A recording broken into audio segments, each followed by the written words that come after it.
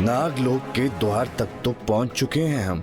अब शीघ्र अतिशीघ्र ही नाग विहीन लोक बना देगा ये मायासुर इस नागलोक को।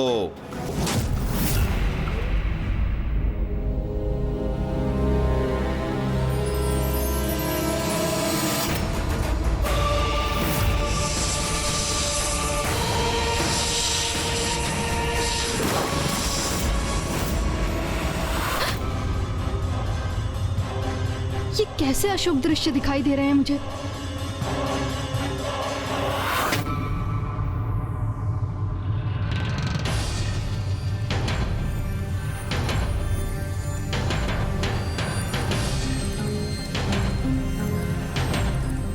क्या हुआ देवी, आप इतनी चिंतित क्यों लग रही हैं?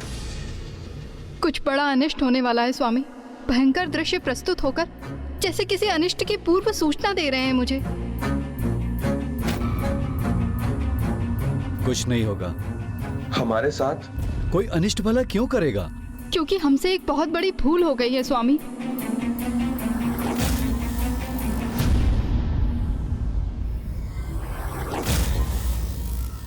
क्योंकि पूजा शीघ्र संपन्न होने की अधीरता में शिवरात्रि के पूजन से पूर्व हल्दी गणेश की पूजन नहीं की हमने।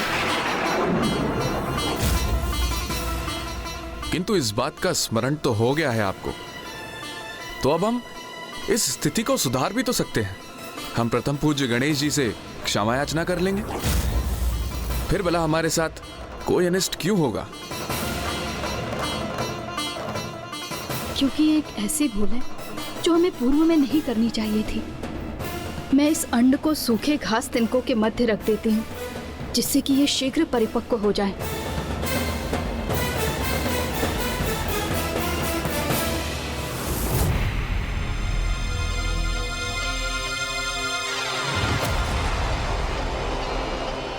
बस मात्र इस प्रवेश द्वार को पार करते ही नागलोक के भीतर पहुंच जाएंगे हम। नागलोक के नागवासियों, मायासुर आया है अपनी माया के साथ।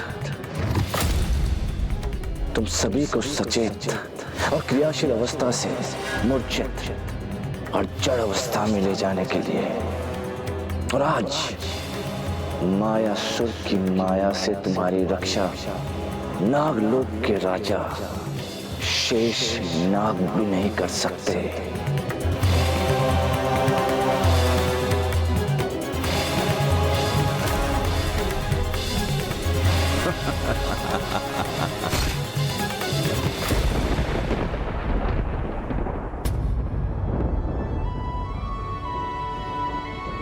शेष नाग की संतान है ये, और आप शेष नाग की पत्नी। इसलिए आपको अपनी सुरक्षा की तनिक भी चिंता नहीं करनी चाहिए, क्योंकि मेरे रहते न तो आप पर कोई संकट छा सकता है और न हमारी संतान पर। इसलिए इस प्रकार अकारण स्वयं को विचलित मत होने दीजिए देवी नागलक्ष्मी।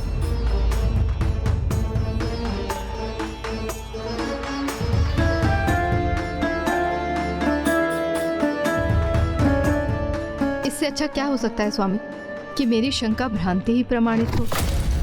किंतु मुझे वचन दीजिए स्वामी, यदि कोई संकट प्रस्तुत हुआ भी तो आप मुझसे पूर्व हमारी संतान की रक्षा करेंगे, भले ही स्वयं मैं आपके विरुद्ध ही क्यों ना आ जाऊं।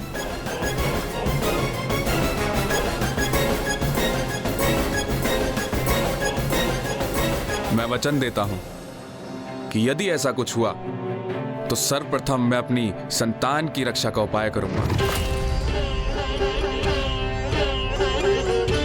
आप तनिक भी चिंतित मत होइए, क्योंकि ऐसा कुछ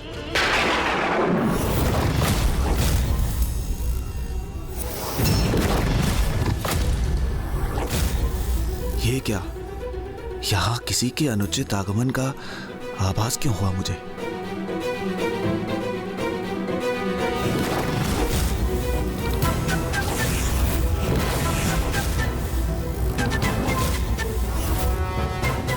नाग सेनापति! क्या हुआ स्वामी? आप इतने चिंतित क्यों हो गए?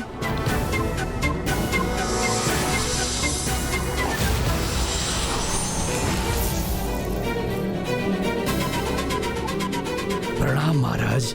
एक असुर अनिमंत्रित ही नागलोक में प्रवेश कर रहा है, इसलिए जाइए और उस बिन बुलाए अतिथि को रोकने का प्रयास कीजिए। जो आज्ञा महाराज।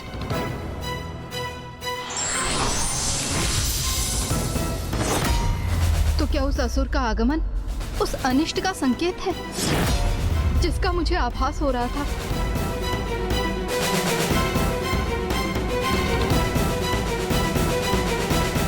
आप तनिक भी चिंता ना करें देवी, क्योंकि हमारे नाग सैनिक इन असुरों को संभालने में सक्षम हैं।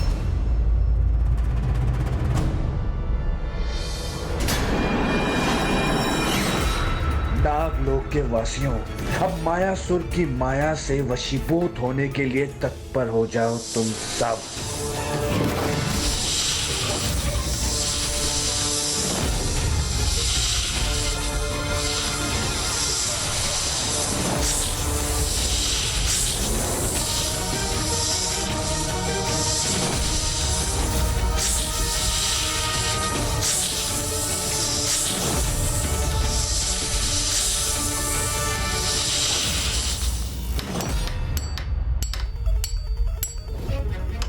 मायासुर तो अपने निवास को संसार की दृष्टि से छिपाकर रखता है,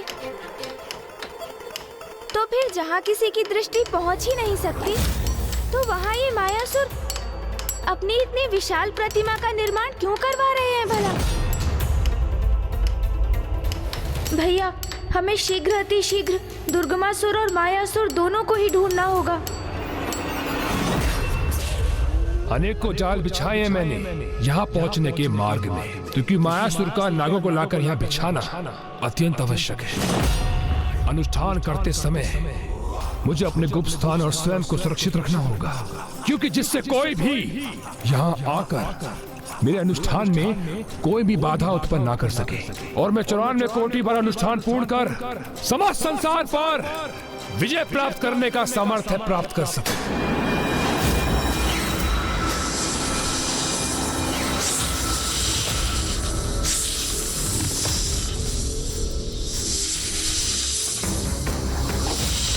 अभी तुम हम पर आक्रमण करने को प्रेरित हो ना, किंतु कुछ ही समय में, मात्र कुछ ही समय में तुम हमारे प्रत्येक आदेश का पालन करोगे नागो।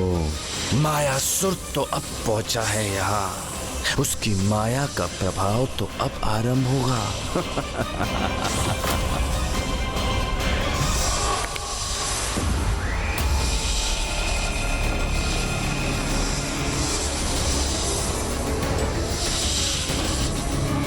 अब इस माया से आरंभ होगी मायासुर की योजना। नागलोक में मायासुर का स्वागत करता है। ये क्या? कुछ नाग अब तक हमारी माया से प्रभावित नहीं हुए, हमारे माया चक्र से दूर हैं। किंतु कोई बात नहीं, मायासुर जहां प्रकट होता है उस स्थान की धूल भी उसकी माया से प्रभावित हो जाती है, उसके वशीभूत हो जाती है। अब तो मात्र आरंभ है, ये भी हो जाएंगे।